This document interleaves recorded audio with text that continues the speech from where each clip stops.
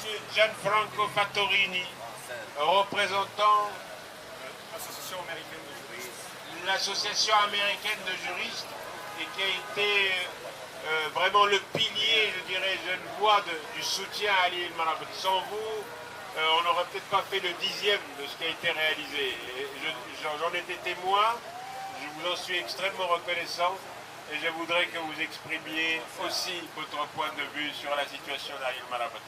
Merci infiniment d'entendre. Merci à vous.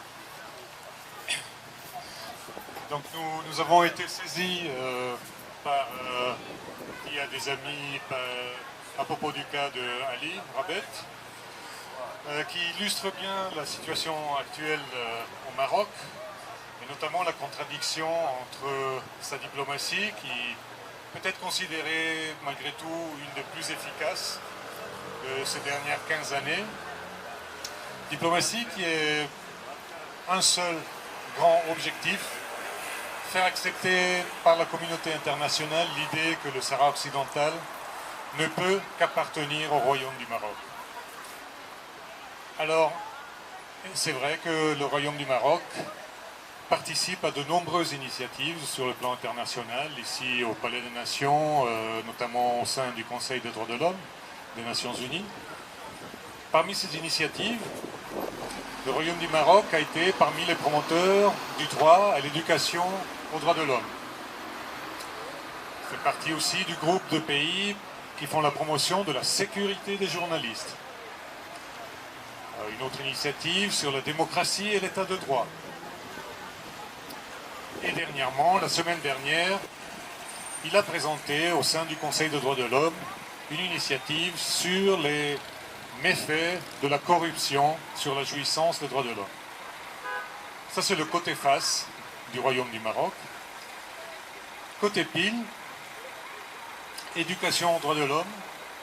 On sait très bien que les associations sahraouies de défense des droits de l'homme, qu'elles fassent la promotion de l'indépendance ou autre, ne sont pas admises par le régime marocain.